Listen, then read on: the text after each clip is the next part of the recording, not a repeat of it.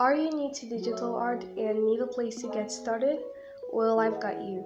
Hi, I'm Daniela, but you can call me Melcasa, and I am a digital artist. This is how my art looks, and I'm going to be focusing on how I make my digital art, and by this I mean my digital art process from start to finish. If you'd like me to cover any part of the process specifically in depth, then please leave a comment and I would definitely want to make a video about that part of the process. But this video is just going to be a general summary of all the steps in my art process. Okay, let's jump right into it. The first step in my art process is getting an idea. So this is anything ranging from a vague idea or just like a vague thought that I have in my head, or just a post that I could see on social media that would spark some amount of creativity. It could be from a YouTube video that I was watching and I got inspired to try out a challenge, or it could just be a random image I found on Google or Pinterest by intentionally searching for something, and this would just spark creativity and give me a basic idea for an illustration. I don't know if this is considered as a second step or if it's just part of the getting of an idea, but I like to gather references from either Google or Pinterest based on the idea that I have. So the references I'll usually gather would be for the hair, the clothes, the pose, and any other thing like background or scenery that I need to be inspired to have a good idea for. The next step is to create a canvas. My digital art program is iBase which I used to draw on my phone with my finger, but recently I got a stylus pen, so I haven't really been using that for my illustrations, and it's just the one trial piece I used it for. But majorly I have been using my hand, which is my finger, and my phone to draw, and almost all my illustrations, aside for the one where I tried the stylus pen, I make with my phone and my finger. So yes, I guarantee that it can work for pretty much any medium. The canvas size I like to use is based on the format that I would like the illustration to take. So if I want to make a full-blown illustration like with so much intricate lighting and background, then I usually plan it out in my sketchbook, and that would be under the like getting an idea phase, because before I actually start gathering references, I would like make tiny thumbnail sketches in my sketchbook. But I didn't include this as a step because I do not do that for all my illustrations. Like I said, I only do this if I want to make a full-blown illustration, or if the illustration is inspired by a mood board on Instagram or by a draw this in your style on Instagram, or if it's for like a YouTube video, which I don't usually do that often. But then sometimes I just like to plan it out in my sketchbook. So based on the way this square in my sketchbook is, because I just like to make my thumbnail sketches in just little tiny boxes or squares, and depending on if I used a rectangle or a square, that would influence the way or the canvas size that I would choose on iBase.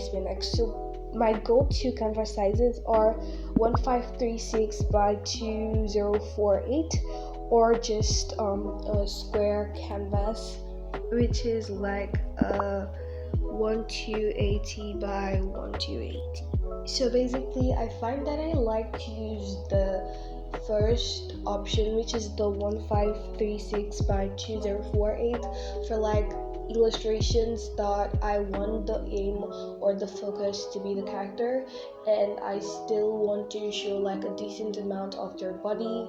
I got to using this quite recently. I haven't always been using this particular canvas orientation, but I've been using it lately and I find like it looks really nice.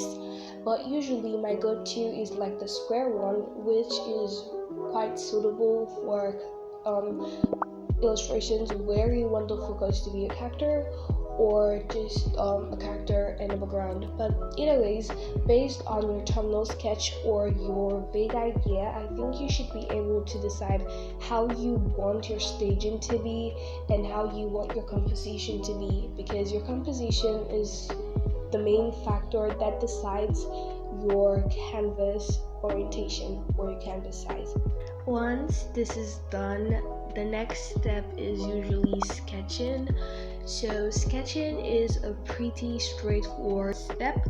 I absolutely love sketching because it is where I can see my ideas start coming together, and it is the stage at which I decide whether or not that piece is worth continuing or whether I could just forfeit it and give up on the piece. So sketching is really important. I like to make my lines really loose and free because, come on, I'm not going to show my sketches to anybody, and only me needs to understand how my sketches look. So usually I do one pass of sketching or two where I just start by blocking the shape of the body and the head and then just going in and defining stuff. But most likely than not, I do one pass where just going straight up and start drawing all the details and all. My sketching brush is depending on how I feel. I do not have a brush that I can point to and say is like my default sketching brush, but I do like to use a deep pen soft. I've been getting into using the deep pen hard for my line art lately, and I also dabble into using it for my sketches most of the time. But yes, I find that soft brushes really give your sketch this interesting and nice look. I do like to use that sometimes, but again, I experiment with my brushes for sketching, and I do not have a default sketching brush. There's nothing much that I have to say for this process because the way you choose to sketch your idea is not something that you can actually learn. It is not something that could be taught to you. It is something that you develop as you go, and you just pick what works for you and what you want to do.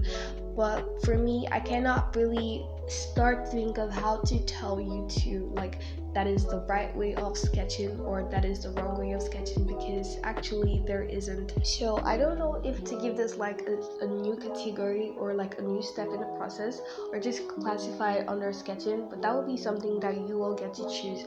And this is coloring my sketches. So I do not do this often, but I feel like I should actually do this often. And I do not do this often because I'm a lazy artist and I do not have extra 30 minutes to add to my process just to color my sketch when I know that it's not going to be my final coloring. So I feel like I should do this more because it's actually nice. It gives you a basic idea of how your final piece is going to look.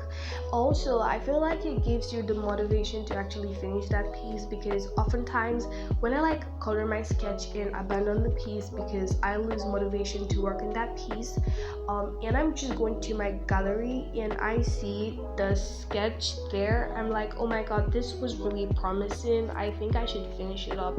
And then I just go back and finish the whole thing up, and it turns out looking really nice. So yeah, it motivates you, plus it helps you choose your lighting and your shadow situations, because it's better to have all that stuff planned beforehand than having to think of it when you're coloring the piece. The next step is line art. I'm not even going to lie to you. I'm not even going to try to sugarcoat things. I absolutely dread line art.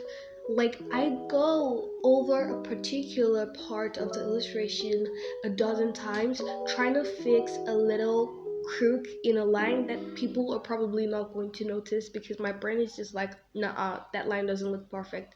And the most annoying part is when you undo the line and then you realize, oh my god, that line actually looked nice, and then you make a mark on the screen and you have to undo it again, and then you realize that you can actually redo the last line you made. Oh my god, that is so frustrating. But at the end of the day, after line art, I feel like I am one step closer to finishing the piece. So yes, This step is actually optional for two categories of art styles, which is a lineless art style as well as the art style that uses the sketch as a line. So basically you could just clean up your sketch till it looks really nice, and then you could just use it as your line art and go on and start coloring or just make a few adjustments to your sketch to make it look really nice. But then I do love to do line art because I love the look it gives my art, so I do it anyway. I did try to use my sketch once as my line art, and I do not think it turned out really nicely. I feel like it could have come out better, but then it looked pretty decent. So yes, it does work. And the next step is coloring. I know, it sounds pretty straightforward. You just have to lay down colors and watch the magic happen till color theory enters the chat. Honestly, from my experience, color theory is not something that I often fret about because I do some final adjustments to my art and the colors always seem to work well together. Plus, for some reason, all the colors I choose just magically work together. So yes, coloring is not as complicated with color theory, but then you still have to have a basic idea of what you're doing to make your coloring look really nice. Once you're done with coloring, it's time to move over to the next step, which is rendering. So a lot of people have different definitions of rendering, but I like to think of it as making parts of your illustration look really fancy, as well as adding shadows and lighting. Do let me know what your definition of rendering is in the comments. So once again, depending on your art style, your rendering style is probably going to be different. A lot of painterly art styles depend solely on rendering to give their art a fancy look, but for my art style, I do not require that much rendering. For me, rendering ranges from adding blush to the face, adding highlights to the face, adding certain touch-ups to the eyes, and the nose and the lips, rendering the lips as well, adding shadows and lights to my art, and that is pretty much it.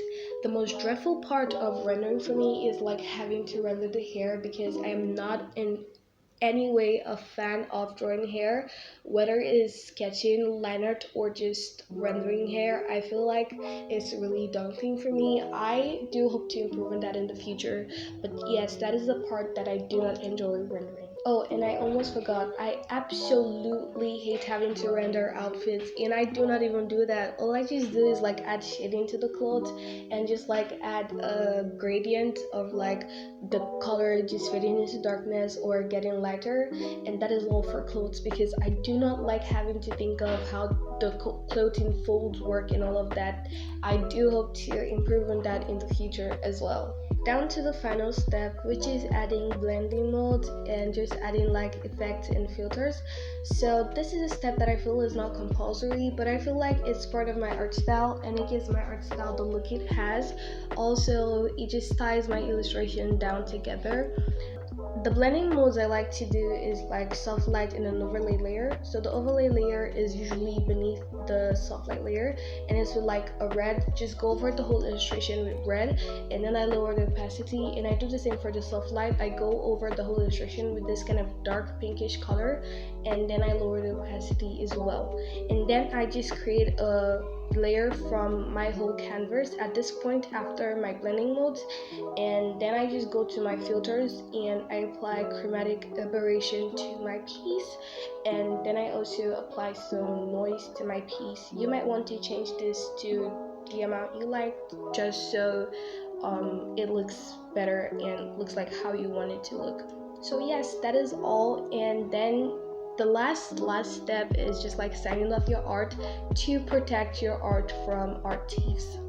And yeah, that's it. That's really it. You're on your way to finishing your first digital illustration. Thank you so much for watching. I hope this helps your art process and this teaches you how to make digital art. Yeah, have a blessed day and bye. So if you stayed back, I just wanted to apologize once again for not uploading for a while. I had exams, so I needed a break. But now I'm done with my exams, and hopefully I get this video out by Saturday, so I can just use this to like make up for the days that I didn't upload any form of short or videos. So yes, I do hope to post more this December, and I hope you'll have a nice holiday. Bye.